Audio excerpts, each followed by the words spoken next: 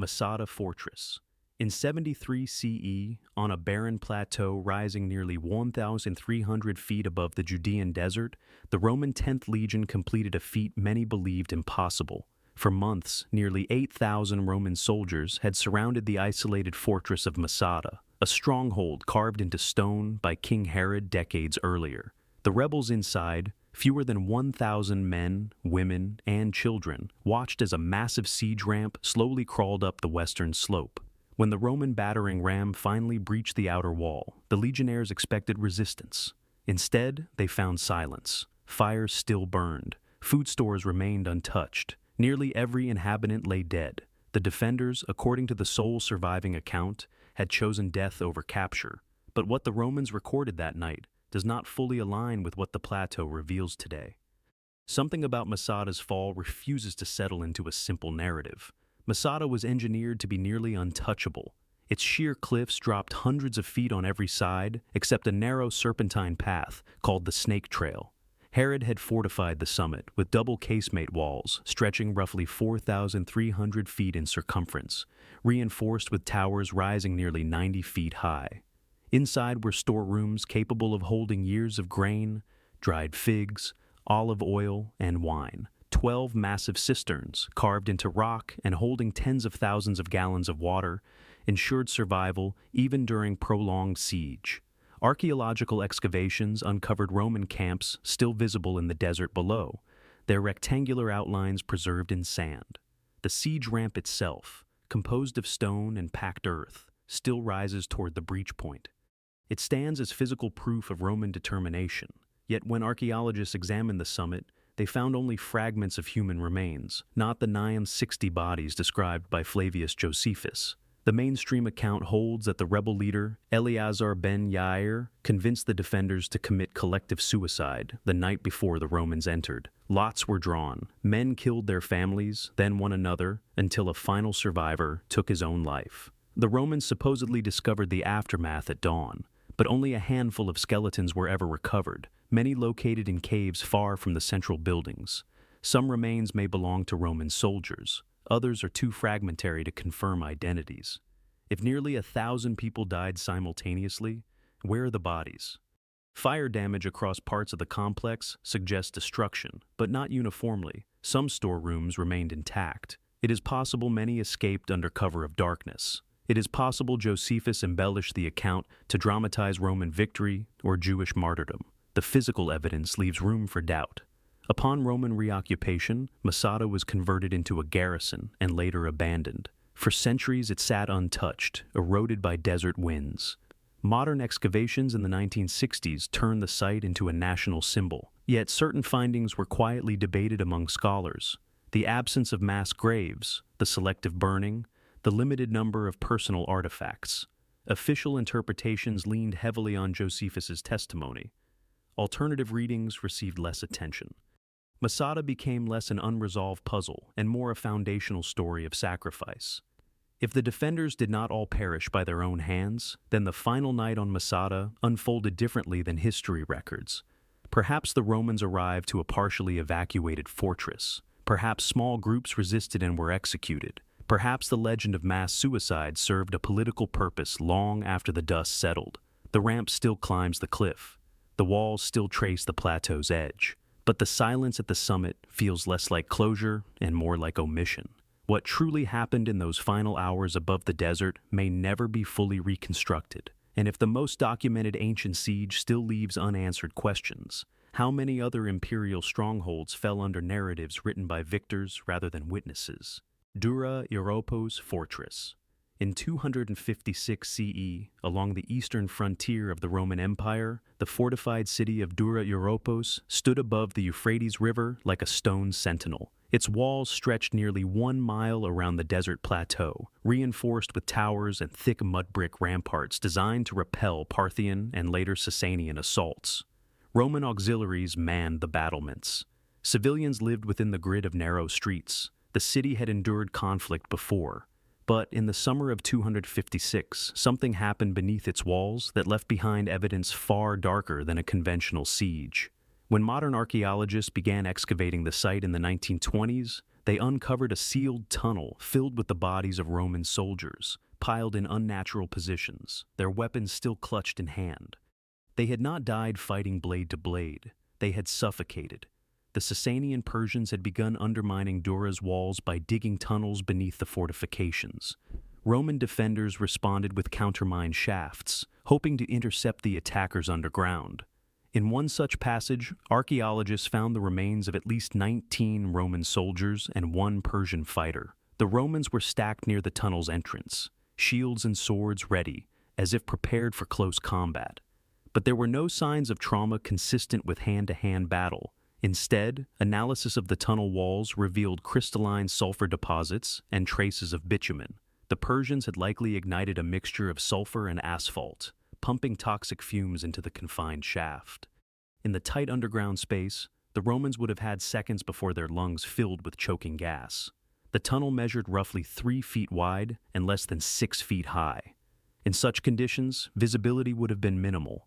Oxygen levels would have dropped rapidly. Experimental reconstructions suggest that burning sulfur in a confined shaft could produce sulfur dioxide concentrations lethal within moments. The positioning of the Roman bodies supports this scenario. They appear to have collapsed where they stood, not scattered as in chaotic combat. One Persian body lay slightly deeper in the tunnel, possibly the soldier who ignited the mixture and was overcome as well. If accurate, this would represent one of the earliest documented uses of chemical warfare in recorded history. Mainstream historians acknowledge the gas attack as a tactical innovation during siege warfare, yet the scale of coordination required raises questions.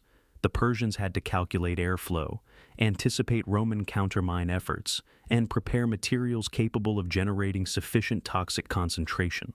This was not a desperate improvisation. It suggests deliberate planning. Furthermore, Dura-Europos did not merely fall through gradual attrition.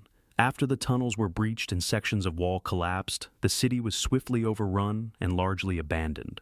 Within a short time, it ceased to function as a Roman outpost altogether. What followed adds another layer of mystery. Much of Dura was intentionally filled with sand and debris, either by the defenders in a last attempt to reinforce weakened walls, or by the attackers to stabilize captured sections. The result was preservation. Frescoes, inscriptions, and entire rooms were sealed beneath layers of desert sediment. When rediscovered in the 20th century, the city appeared frozen in its final moment, yet certain military reports from the original excavations emphasize the dramatic nature of the gas tunnel, while downplaying broader strategic implications. The narrative settled into a footnote of ancient warfare rather than a turning point. If Dura fell, in part due to an early form of chemical assault, then its overnight collapse was not merely the result of superior numbers or breached walls. It was the consequence of technological adaptation in darkness, beneath the surface, where defenders could not see the threat forming. The fortress above stood firm for decades. But below, in a shaft carved through clay and rock, the balance shifted silently. The Romans climbed down expecting steel and instead met invisible poison. And by the time the smoke cleared, the empire had lost another stone on its frontier. Hatra Fortress. In 241 CE, in the heart of the Mesopotamian desert, the fortress city of Hatra stood like a mirage of stone and defiance. Located between the Roman and Parthian spheres of influence, Hatra had already earned a reputation that bordered on myth. Roman emperors Trajan and Septimius Severus had both attempted to seize it decades earlier. Both failed. The city's walls, nearly 20 feet thick and reinforced by more than 160 towers, had withstood siege engines, battering rams, and prolonged encirclement.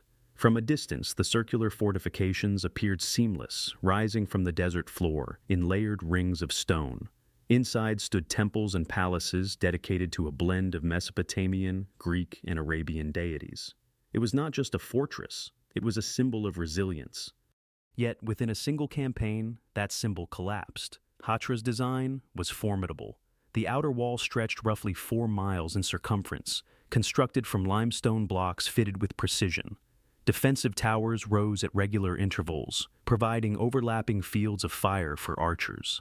A secondary inner wall added another barrier.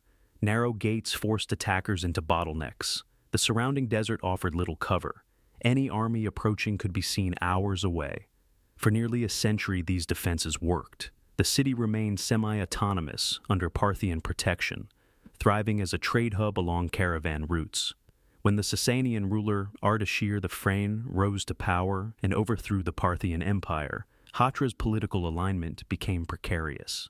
By 240 CE, Sasanian forces had begun probing its defenses.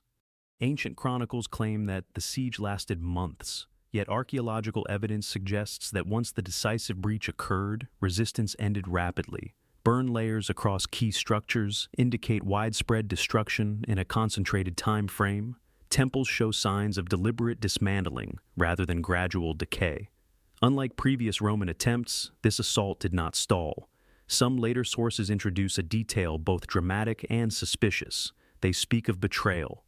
According to certain Arabic and Persian traditions, the daughter of Hatra's ruler fell in love with Ardashir, or his son, and revealed a structural weakness in the walls. Whether legend or propaganda, the story implies that brute force alone did not secure victory. Mainstream historians often dismiss the tale as romantic embellishment. Yet the speed of Hatra's final collapse compared to its earlier endurance leaves room for strategic variables not fully documented. Excavations reveal something else: minimal evidence of prolonged street fighting. If the city had resisted block by block, debris patterns would reflect chaotic destruction. Instead, damage appears concentrated around defensive points and religious complexes.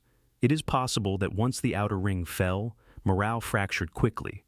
It is also possible that key leaders were eliminated early in the assault. The Sasanians had developed heavier siege artillery and may have exploited weaknesses in tower foundations, but no surviving engineering reports describe the exact method used to breach walls that had humbled Rome itself. After its fall, Hatra was not rebuilt to its former strength.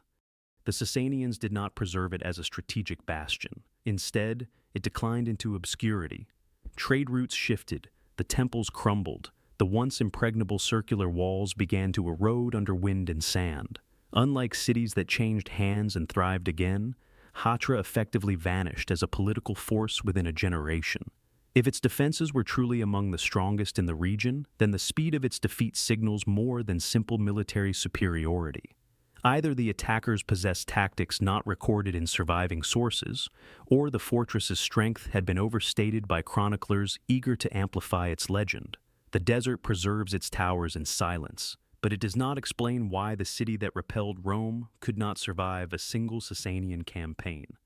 When a fortress defeats empire after empire and then falls almost abruptly, the question is not whether it was strong. The question is, what changed when it finally broke? The citadel of Mycenae. In the late 12th century BCE, as the Bronze Age drew toward collapse, the citadel of Mycenae still dominated the Argolid plain of southern Greece.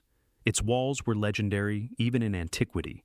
Later, Greeks claimed they had been built by cyclopes, giants capable of lifting stones weighing several tons. The fortifications rose in massive limestone blocks, some measuring over 10 feet long and weighing up to 20 tons. The Lion Gate, carved from a single monolithic slab and crowned with a relief of two heraldic beasts, guarded the main entrance. Behind those walls stood palaces, storerooms, workshops, and the royal megaron. Mycenae was not merely a fortress, it was the heart of a civilization that had ruled the Aegean for centuries. Yet around 1200 BCE, something tore through this stronghold and reduced it to a shadow of its former power. Excavations reveal a violent destruction layer. Charred beams, collapsed roofs, and pottery fused by heat indicate intense fires. Portions of the palace complex show structural damage consistent with sudden impact or internal collapse. The upper citadel was burned. Administrative tablets written in Linear B script cease abruptly around this period. There is no gradual tapering of bureaucratic record-keeping. The archive simply stops. That silence suggests that whatever happened unfolded quickly enough to interrupt the machinery of governance. The mainstream explanation often invokes the so-called Sea Peoples, mysterious raiders believed to have destabilized multiple Eastern Mediterranean powers around the same time. Others point to internal revolt, famine, or seismic activity. Geological surveys do indicate earthquake activity in the region during the Late Bronze Age. Cracks in certain walls align with fault patterns. However, earthquake damage alone does not explain widespread burning or the sudden disappearance of elite administrative structures. If natural disaster struck, it may have weakened defenses, but the evidence suggests human agency played a role in the final blow. Mycenae's fortifications were formidable. The Cyclopean walls reached thicknesses of up to 25 feet in some sections. Underground cisterns provided access to water, even during siege. The citadel's elevated position offered commanding views of approaching forces. Any army attempting to breach the Lion Gate would have faced narrow approach corridors designed to expose attackers to missile fire. For such a fortress to fall rapidly implies either overwhelming force or internal breakdown. Some scholars argue that the palace economy had already strained under resource pressure. Trade disruptions across the eastern Mediterranean may have triggered instability. If supply chains collapsed, even thick walls could not prevent implosion. After the destruction around 1200 BCE, Mycenae was partially reoccupied, but never regained its former dominance. Portions of the citadel were rebuilt on a smaller scale. The once centralized authority fragmented. Within decades, the broader Mycenaean world entered a prolonged period often referred to as the Greek Dark Age. Literacy vanished. Monumental construction ceased. The fortress that once symbolized order became a relic of lost grandeur. What makes Mycenae's fall especially unsettling is not merely that it burned, but that its collapse coincided with a systemic breakdown across multiple fortified centers. Tyrans, Pylos, and other strongholds suffered similar fates within a relatively narrow time frame. The pattern suggests coordinated upheaval rather than isolated accident. Yet no single invading empire can be definitively credited with the destruction. No surviving enemy annals boast of conquering Mycenae. The walls still stand, scarred but upright, as if the citadel endured physically even as the civilization inside it disintegrated. If a fortress built with stones measured in tons and defended by one of the most advanced bureaucracies of its time could unravel so swiftly, then the collapse was more than a battlefield defeat. It was a fracture in the foundations of an entire network of power. The fires that consumed Mycenae marked not only the end of a city, but the erasure of an era, and the absence of a clear culprit leaves a lingering possibility. That some empires fall not because their walls are breached, but because the systems behind those walls quietly fail before anyone sees the flames. The fortress of Troy. Around 1250 BCE, on a windswept hill in northwestern Anatolia, a fortified city overlooked the narrow strait now known as the Dardanelles. Its strategic position controlled maritime access between the Aegean and the Black Sea. The settlement we call Troy had already risen and fallen multiple times over centuries, but the phase known as Troy the Six stood apart. Its walls were not symbolic. They were engineered for war.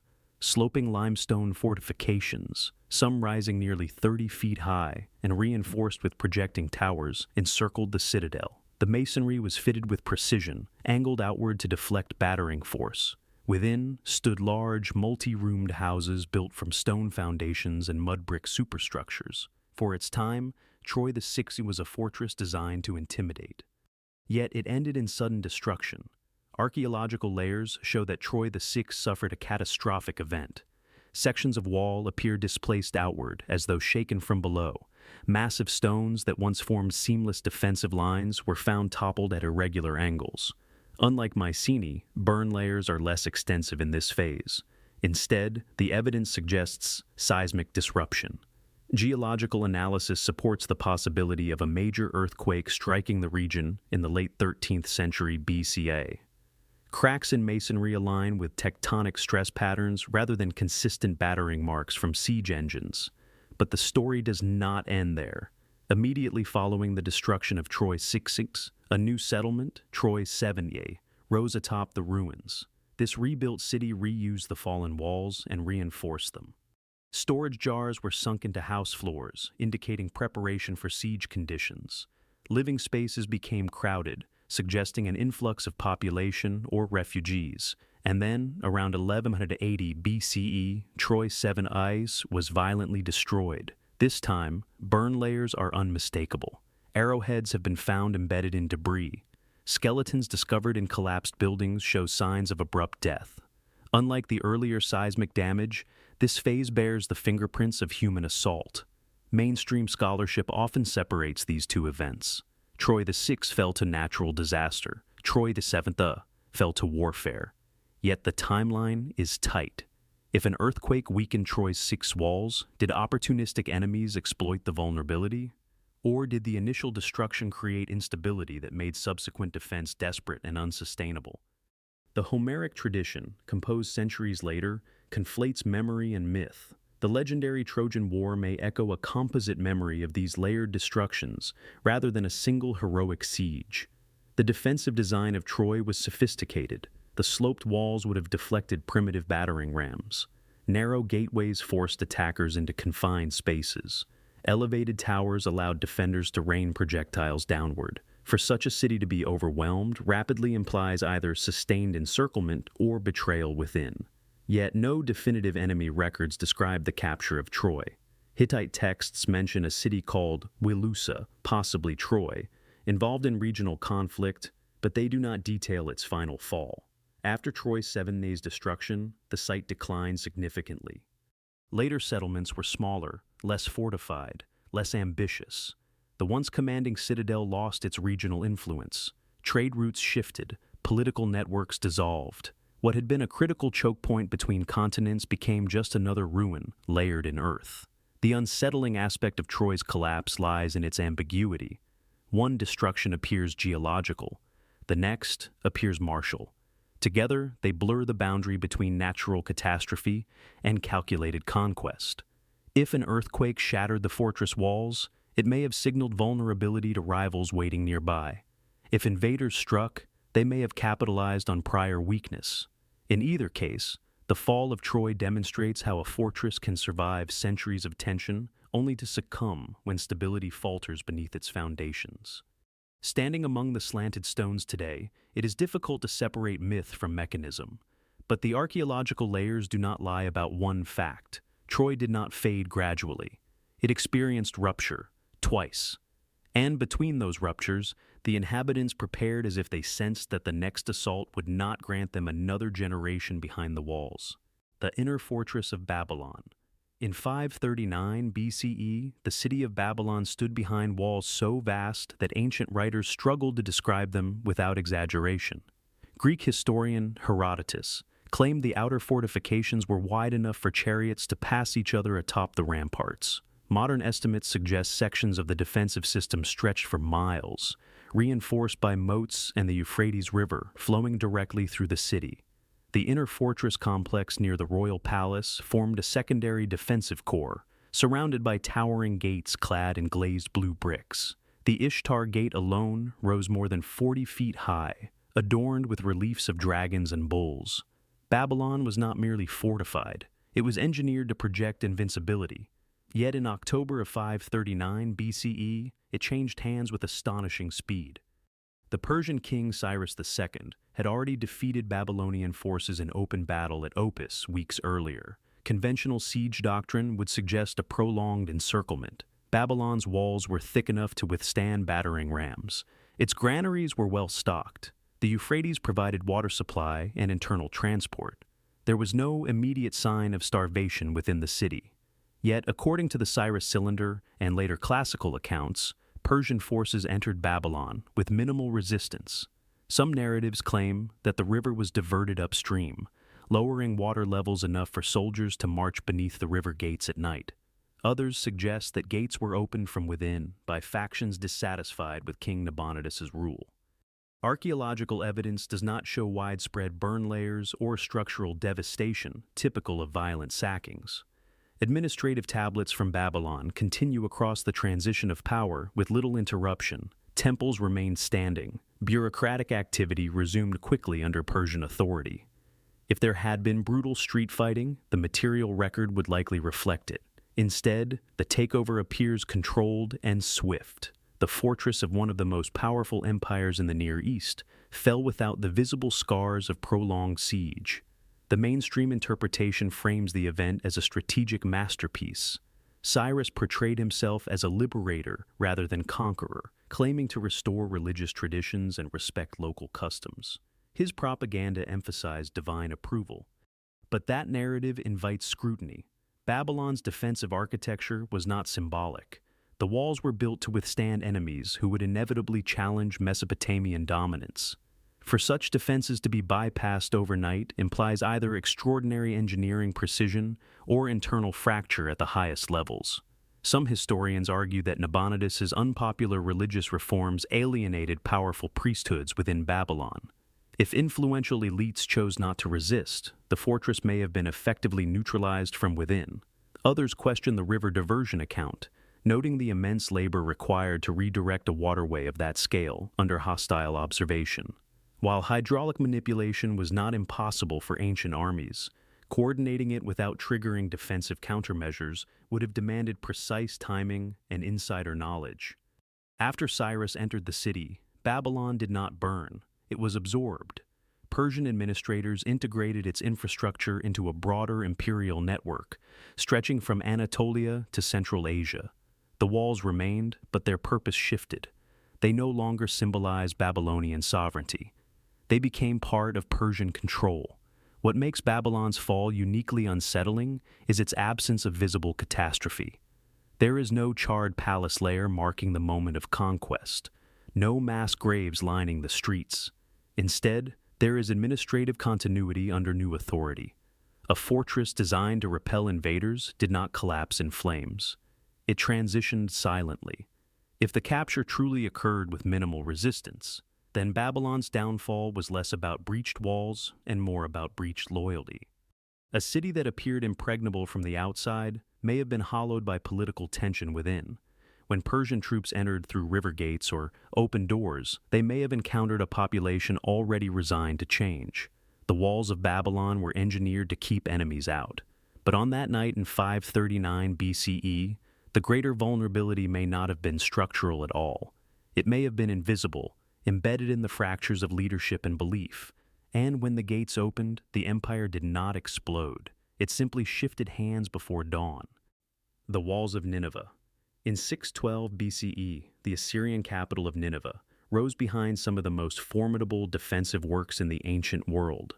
The city's walls extended nearly 7.5 miles in circumference, reinforced by at least 15 massive gates and hundreds of defensive towers. Some sections stood more than 40 feet high and were thick enough to support chariots atop the ramparts. Beyond the walls lay the Tigris River, providing natural protection on one side. Within stood the palaces of kings such as Sennacherib and Ashurbanipal, adorned with carved reliefs depicting conquests and subjugated enemies. For more than a century, Nineveh had projected dominance across the Near East. Its armies had crushed rebellions and destroyed rival cities without hesitation. Yet in the summer of 612 BCE, the fortress that symbolized Assyrian supremacy fell with shocking finality. The attack did not come from a single rival empire, but from a coalition. The Medes from the east and the Babylonians from the south joined forces, supported by other regional groups long resentful of Assyrian rule. Ancient Babylonian chronicles describe a siege lasting several months. Archaeological evidence confirms widespread destruction layers across the site. Entire palace complexes were burned. Roof beams collapsed in intense heat. Sculpted reliefs were shattered and buried under rubble. Unlike Babylon decades later, Nineveh did not transition quietly. It was devastated. One particular detail in the Babylonian Chronicle stands out.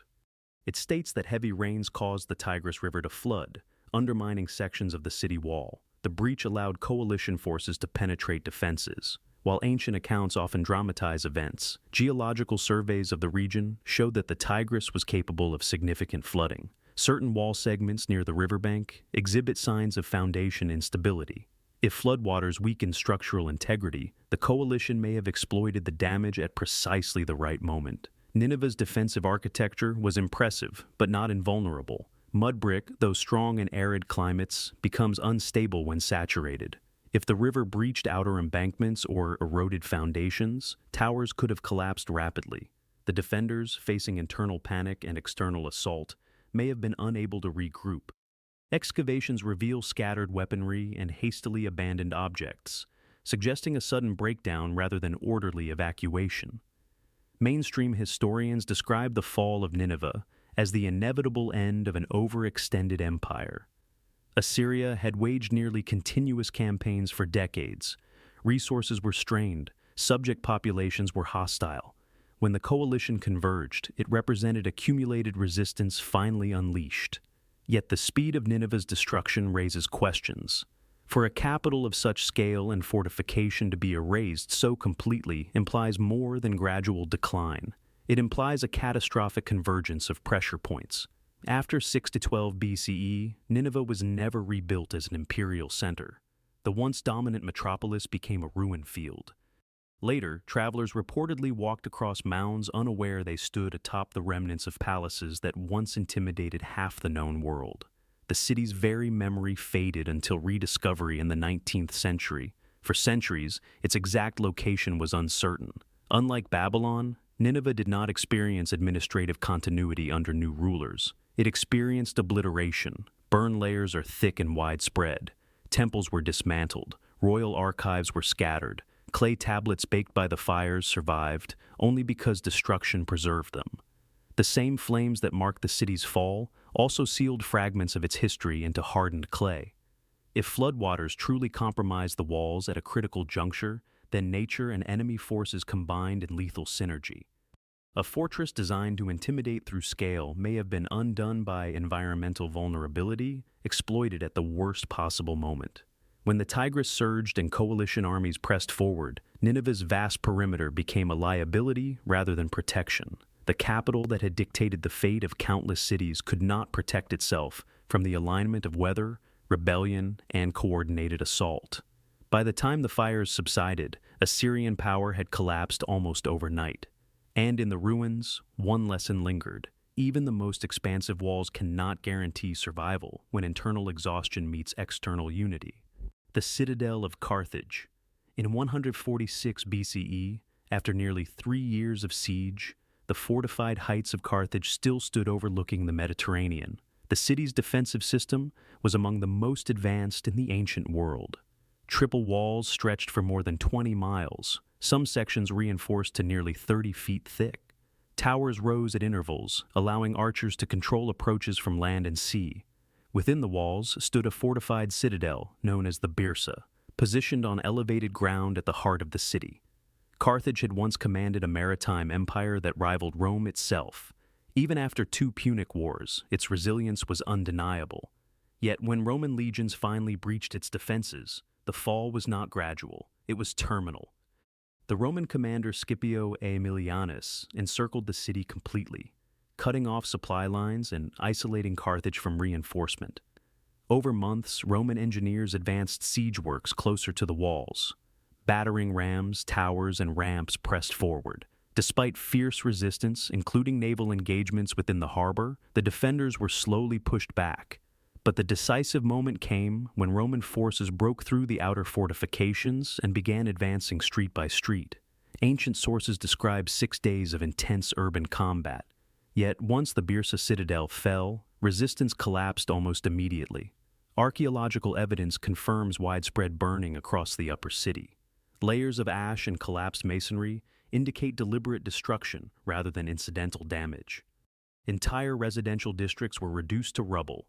Excavations reveal skeletons trapped beneath fallen beams, suggesting inhabitants were unable to escape the final inferno. Unlike Babylon's silent transfer or Troy's layered destructions, Carthage was systematically dismantled. The walls that had defined its strength were torn down. The harbor installations were destroyed. Roman orders mandated the city's complete eradication. Mainstream historical accounts emphasize Rome's determination to eliminate a rival permanently. The phrase Carthago delenda est, Carthage must be destroyed, had circulated in Roman political discourse for years. By the time the legions breached the inner defenses, the objective was not conquest, but obliteration. Yet what stands out is the speed with which the final collapse unfolded once the citadel was penetrated. For 3 years, Carthage resisted, but once the defensive core fractured, the city fell in days. The Byrsa citadel itself had been constructed as a last redoubt. Elevated, fortified, and densely built, it was designed to prolong defense even if outer districts were compromised. However, Roman forces managed to infiltrate the narrow streets leading upward, advancing house to house, rooftop to rooftop. When they reached the summit, resistance ended swiftly. According to classical accounts, tens of thousands were killed or enslaved in the aftermath. Fires consumed the structures that symbolized Carthaginian sovereignty. Following the destruction, the site remained largely uninhabited for years. Later, Roman reconstruction transformed it into a provincial capital, but the original Punic identity was erased. Temples were replaced, streets were redesigned. What had been a maritime powerhouse became a Roman city bearing little resemblance to its predecessor. The unsettling aspect of Carthage's fall is not merely the violence, but the intention. The fortress did not collapse from hidden weakness or environmental disaster. It was targeted for removal. Once breached, its destruction was methodical and absolute. The walls that had once resisted Rome twice before could not prevent the third and final reckoning. Standing on the Birsa Hill today, it is difficult to imagine the scale of fire that consumed the citadel. Yet, the archaeological record leaves little doubt that the end came abruptly once Roman forces reached the inner heights. A fortress that symbolized defiance for generations ceased to exist within a matter of days. And in its place rose a reminder that sometimes the greatest threat to a stronghold is not whether it can withstand siege, but whether its enemy is willing to erase it entirely. The Acropolis of Athens. In 480 BCE, as the Persian king Xerxes advanced into mainland Greece with an army said to number in the hundreds of thousands, the Acropolis of Athens became the final defensive refuge of a city already evacuated. Rising approximately 500 feet above sea level, the rocky outcrop dominated the surrounding plain. Its steep limestone slopes provided natural defense on nearly every side. Access points were limited to narrow approaches easily defended by a small force. Though not originally designed as a purely military fortress, the Acropolis had been fortified with massive Mycenaean walls centuries earlier, some sections measuring nearly 15 feet thick. When Persian forces reached Athens, most civilians had fled to the island of Salamis, but a contingent of defenders remained atop the Acropolis, believing the elevated stronghold could withstand assault. Herodotus records that the Persians initially attempted negotiation, offering terms in exchange for submission. The defenders refused. Xerxes ordered an assault. Persian troops advanced up the western approach, shielded by archers. According to ancient accounts, they discovered a concealed path on the north side of the Acropolis, climbing the steep rock face to gain access from an unexpected angle. Once inside, they overwhelmed the remaining defenders. The sacred temples atop the plateau were looted and set ablaze. Within a short span, the symbolic heart of Athens was in Persian hands. Archaeological layers confirm a destruction event around this period. Charred architectural fragments, broken sculptures, and toppled columns testify to the violence of the sack. The earlier temple structures that predated the Parthenon were burned and dismantled. The Persians did not merely occupy the Acropolis. They deliberately damaged its sacred architecture. Yet the speed of the takeover remains striking. Despite its height and narrow access, the fortress fell in what appears to have been a single concentrated assault rather than a prolonged siege. Mainstream interpretation emphasizes Persian numerical superiority and the strategic inevitability of the conquest after the Greek defeat at Thermopylae. With Spartan resistance broken and Athens largely evacuated, the Acropolis defenders were isolated. However, the infiltration via the northern cliff raises tactical questions. The ascent would have required knowledge of terrain and precise coordination. The path was steep and treacherous. For attackers to exploit it successfully suggests reconnaissance or insider familiarity with local geography. After occupying and burning the Acropolis, Persian forces withdrew the following year, following their defeat at Salamis and Plataea. The Athenians returned to a city partially in ruins. Rather than immediately rebuilding, they left many of the shattered temple fragments buried within the rock as a memorial to the destruction. Later, during the Periclean building program, new structures rose atop the plateau, including the Parthenon. But the earlier devastation was not erased. It was integrated into the memory of the site. The fall of the Acropolis illustrates a particular type of fortress vulnerability. Height and thick walls create an illusion of invulnerability. Yet, a single overlooked pathway can nullify those advantages. The defenders trusted the natural barriers. The attackers found a weakness not in the main gate, but in the margins. Once the Persians reached the summit, The symbolic and strategic collapse occurred almost immediately. Unlike Carthage or Nineveh, Athens would recover. But in that moment in 480 BCE, the Acropolis ceased to function as a protective sanctuary. The city's spiritual and defensive core was neutralized in a matter of hours. The fires that consumed its temples signaled not the end of Athens, but the fragility of even the most elevated strongholds. The rock still rises above modern Athens, crowned by marble columns. Tourists walk the same slopes once climbed by invaders. The walls appear timeless. Yet the episode serves as a reminder that a fortress does not fall only when its main defenses are breached. Sometimes it falls when a single, underestimated approach shifts the balance before defenders understand what is happening. Sigiriya Rock Fortress. In 495 CE, atop a sheer granite monolith rising nearly 660 feet above the jungles of central Sri Lanka, King Kashyapa completed one of the most audacious fortress projects of the ancient world.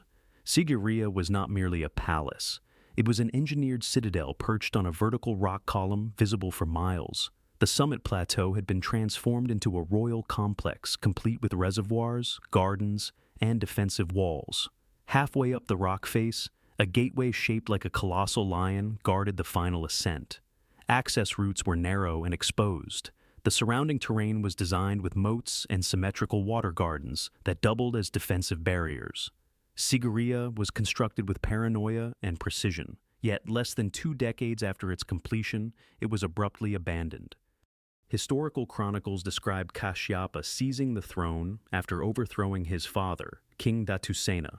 Fearing retaliation from his half-brother Moggallana, who fled to southern India, Kashyapa relocated the capital from the traditional city of Anuradhapura to Sigiriya. The rock fortress became both a defensive redoubt and a display of authority. The summit structures included a central palace built on brick foundations, terraces with polished plaster floors, and an advanced hydraulic system that channeled rainwater into reservoirs capable of sustaining inhabitants during siege.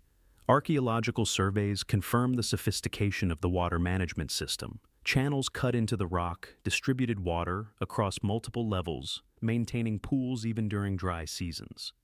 In 495 CE, Moggallana returned with an army. The decisive confrontation did not involve a prolonged siege of Sigiriya's summit. Instead, the battle occurred on the plains below. Chronicles state that Kashyapa rode out to meet his brother's forces. During the clash, his war elephant reportedly turned aside, interpreted by his troops as retreat. His army scattered. Surrounded and abandoned, Kashyapa is said to have taken his own life. With his death, Sigiriya's political purpose evaporated overnight. Archaeological evidence supports a rapid transition. There are no extensive burn layers or signs of systematic destruction on the summit. Instead, structures appear to have been vacated. The palace complex was not razed. It was left. Within years, Sigiriya was converted into a Buddhist monastery. Monastic inscriptions and simple habitation layers overlay the former royal terraces. The defensive architecture remained, but the fortress ceased functioning as a military capital almost immediately after Kashyapa's defeat. Mainstream interpretation frames Sigiriya's abandonment as a straightforward political shift. Once Moggallana reclaimed the throne, the capital returned to Anuradhapura. However, the speed of the transition is notable. Sigiriya was an immense investment of labor and resources. Constructing moats, gardens, and summit palaces atop a 660-foot rock required years of coordinated effort. Yet within a single campaign season, its status changed entirely. No attempt was made to maintain it as a strategic outpost under the new regime. The vulnerability of Sigiriya was not architectural. Its height and narrow access made direct assault nearly impossible. Instead, its weakness lay in its dependence on a single ruler's legitimacy. When Kashyapa fell, the fortress lost its raison d'être. Without political continuity, even the most imposing stronghold can become obsolete. Today, the lion-shaped gateway is partially collapsed, but the stairways still ascend the rock face. Frescoes painted along sheltered alcoves remain faintly visible. The water gardens below still align with geometric precision. Sigiriya stands physically intact in many respects. Yet its transformation from imperial fortress to monastic retreat occurred almost instantly following one battlefield reversal. the fall of Sigiriya demonstrates a different form of collapse. No battering ram struck its walls. No flames consumed its summit. Instead, authority shifted on open ground, and the fortress above was rendered strategically irrelevant in a single stroke. When a stronghold is built to defend a throne, and the throne changes hands in a day, the walls lose their purpose before anyone climbs them. Buhen Fortress. Around 1550 BCE, on the west bank of the Nile, in what is now northern Sudan, the fortress of Buhen stood as one of ancient Egypt's most advanced military outposts. Built during the Middle Kingdom under Senusret III and later reinforced in the New Kingdom, Buhen guarded the southern frontier against Nubian incursions. Its defensive system was precise and imposing. Mud brick walls stretched approximately 16 feet thick at the base and rose nearly 30 feet high. Rectangular bastions projected outward at regular intervals, allowing archers to fire along the face of the wall. A dry moat reinforced the perimeter. Inside stood barracks, granaries, workshops, and administrative buildings. Buhen was not symbolic. It was engineered for frontier warfare. Yet at some point during the shifting power struggles between Egypt and Nubia, this formidable stronghold faded from the record with unusual abruptness. Excavations conducted in the 20th century revealed extensive fortifications and well-preserved internal structures. Pottery fragments, tools, and weapon remains indicate active military occupation. The layout reflects careful planning. The gateway complex was narrow and reinforced, forcing entrance through a controlled passage vulnerable to overhead attack. Stone foundations anchored mud brick superstructures, providing resilience against erosion. The Nile itself formed a natural defensive barrier on one flank. However, evidence of a dramatic destruction event is limited. There are no thick burn layers across the entire site. No widespread collapse consistent with prolonged siege bombardment. Instead, occupation layers appear to cease in phases. Administrative artifacts diminish. Military equipment becomes sparse. Some sections show signs of dismantling rather than violent breach. Mainstream historians often attribute Buhen's decline to shifting political control as Nubian kingdoms gained strength during Egypt's intermediate periods. If Egypt withdrew or lost territory gradually, Buhen may have been abandoned rather than violently destroyed. Yet that interpretation leaves unanswered questions. A frontier fortress of such strategic importance would not typically be relinquished lightly. Control of the Nile corridor meant control of trade, gold routes, and military access. For Buhen to cease functioning as a defensive hub suggests either rapid military defeat or negotiated transfer. Some archaeological evidence points to Nubian reoccupation of the area, but the transition appears understated in surviving records. Ancient Egyptian inscriptions are meticulous when detailing victories. Conquests are carved in stone. Enemy defeats are celebrated. Yet references to losing or abandoning fortresses are rare. The silence surrounding Buhen's final status is notable. Unlike Nineveh or Carthage, which left dramatic destruction scars, Buhen's disappearance is quieter but equally significant. It suggests a frontier shift that occurred without monumental narrative. The fortress's design made it capable of withstanding assault from river or desert. Towers provided overlapping defensive coverage. Internal wells and storage facilities ensured sustainability. If attacked directly, one would expect evidence of breached walls or concentrated fire damage. Instead, the archaeological footprint hints at a gradual cessation of occupation. But gradual does not necessarily mean peaceful. A swift political collapse or decisive external pressure could have triggered evacuation before battle commenced. Today, much of Buhen lies submerged beneath Lake Nasser due to the construction of the Aswan High Dam. Prior to inundation, archaeologists documented what they could, but the water now conceals sections of the site. The physical remains that might have clarified its final days are partially inaccessible. This adds another layer of obscurity to its story. Buhen's fall illustrates a form of fortress disappearance that does not rely on dramatic siege or fire. Instead, it reflects how imperial boundaries can retract swiftly when external pressure aligns with internal weakness. A stronghold can stand intact, while its strategic value evaporates.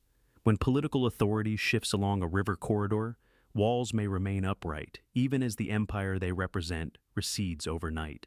The citadel of Around 2004 BCE, in the fertile plains of southern Mesopotamia, the city of Ur stood as one of the most powerful centers of the Sumerian world.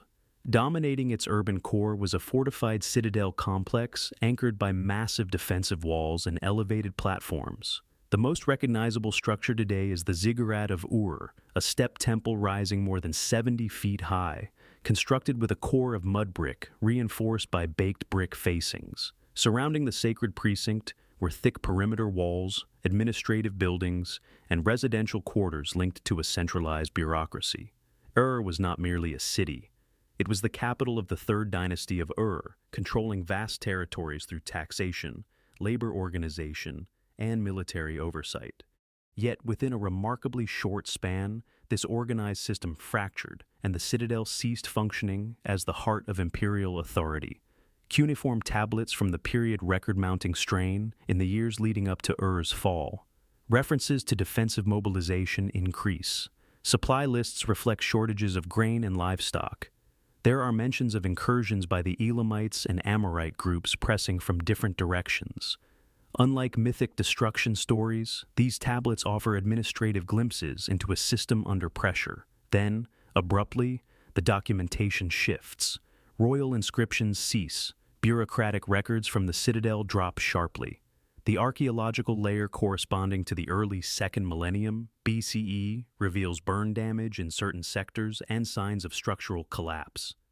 The Elamite invasion is often cited as the decisive blow. According to later Mesopotamian sources, Elamite forces captured Ur and carried off its king, Ibi-Sin. Excavations confirm that parts of the city were burned. However, the pattern of destruction is uneven. Some residential areas show intense fire damage. Others appear abandoned rather than razed. The citadel complex, including the ziggurat platform, does not display uniform devastation across all structures. This suggests that the collapse may have been rapid but not entirely chaotic. Ur's fortifications were substantial for their time. Defensive walls surrounded the city, reinforced with buttresses and gates. Internal organization, centralized authority within the elevated sacred precinct. If attackers breached the outer walls, the citadel could have served as a final defensive holdout. Yet evidence does not indicate prolonged siege warfare within the core. Instead, the fall appears to have been decisive enough to dismantle the political center swiftly. Mainstream scholarship frames Ur's collapse as the culmination of external invasion compounded by economic exhaustion. Climatic fluctuations during this era may have reduced agricultural output, straining the redistribution system that sustained the empire. If food shortages coincided with military incursions, morale and defensive capacity would have deteriorated rapidly. In such a scenario, once the outer defenses faltered, resistance within the citadel may have been minimal. After 2004 BCE, Ur continued as a settlement under different rulers, but it never regained the centralized imperial authority of the Third Dynasty. The ziggurat remained standing, but its symbolic power diminished. Administrative tablets from later periods reference Ur as a city among many, no longer the axis of regional control. What distinguishes Ur's fall is the convergence of administrative silence and selective destruction. Unlike Nineveh, where flames consumed the capital entirely, Ur's collapse left parts of the city structurally intact, while erasing the governing apparatus almost overnight. The citadel's architecture survived in fragments, but the network of authority it represented dissolved rapidly. Standing before the restored terraces of the ziggurat today, one can still sense the scale of ambition embedded in its design. The mud brick core, layered and monumental, was meant to elevate both temple and ruler above the plain. Yet, elevation could not prevent systemic breakdown. When invasion, environmental stress, and political fragility aligned, the citadel ceased to function as an imperial nerve center with startling speed. Ur's collapse illustrates a final form of fortress downfall, not total annihilation, not silent transfer, but abrupt political decapitation. The walls stood, the platform endured, but the power that animated them vanished in a narrow window of time. And once that authority was gone, the citadel became a monument to a dynasty that ended faster than its architects ever anticipated. Conclusion: these imperial fortresses reveal a troubling pattern. They were not minor outposts or fragile settlements. They were engineered statements of permanence, walls measured in tons, towers rising dozens of feet into the air, water systems designed to outlast drought, gateways built to channel armies into fatal choke points.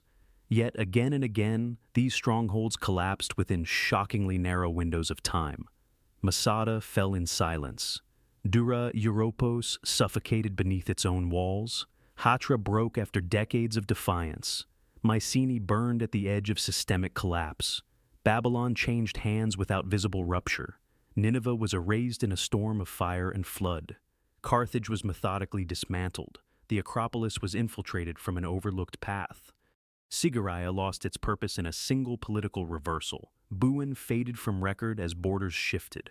Ur's authority evaporated even while its structures endured.